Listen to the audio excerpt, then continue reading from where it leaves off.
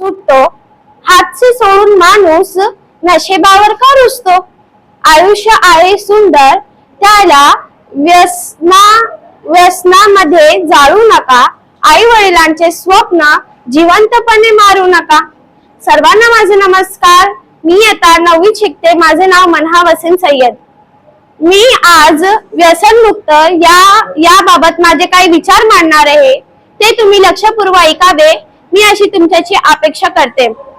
बऱ्याच लोकांना वाटतं की मी व्यसन करत आहे, त्रास मला होईल, याला दुसऱ्यांची अडचण काय. परंतु असं नाही असतं. तुमच्या व्यसन करण्यामुळे दुसऱ्यांना खूप त्रास होतो. जेव्हा तुम्ही सिगरेट किंवा विडी फुकतात तर त्याचा धुवा हवेत पसरतात आणि त्या हवेला पॅसिव्ह स्मोकिंग असे म्हणतात. त्या हवेने लोकांना खोकला, दमा, फुफ्फुसे जसे आजार होतात. त्यांना न करताही सिगरेट फुकल्या जसंच आजार होऊ शकतं. व सार्वजनिक ठिकाणी तुम्ही तंबाखू, गुटखा थुकतात, त्यामुळेही जंतू पसरतात व त्याचाही टीबी सारखा आजार आपल्याला होऊ शकतं.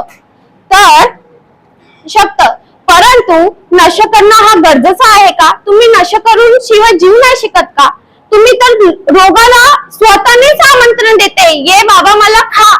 का? तुमचे आई बाबा तुमच्याशी एवढं अपेक्षा ठेवली आहे का माझा बाळ हे होईल ते होईल, परंतु तुम्ही तर तुमचा नशा करून तुमचं आयुष्य बिघडताय, तुमच्या आई बाबांचं स्वप्न तोडताय का? आणि फक्त तरुणच नाही, आजचे पालक पण नशा करतात आहे.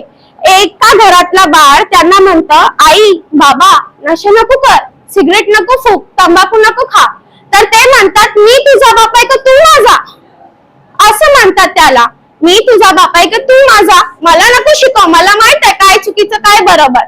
तर त्याला पण वाटतं का हो आई बाबा तर आपल्याला कधीही चांगल्यासाठीच ओरडतात, तर त्याला पण वाटेल का एकदा मी पण ट्राय करू, एकदा मी पण शकू.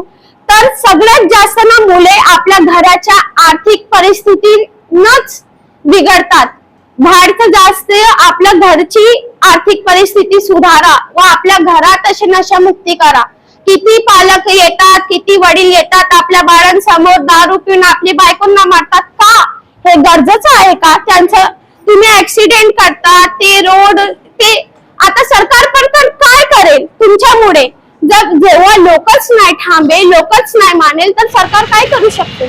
तर दारू हे सगळं थांबवा, आपलेच चांगलं होणार, आपलेच जीवन चांगलं होणार व आपल्या देशाची वाढ होईल. आपला देश एक महान देश बनेल. एवढं बोलून मी माझं भाषण संपवते.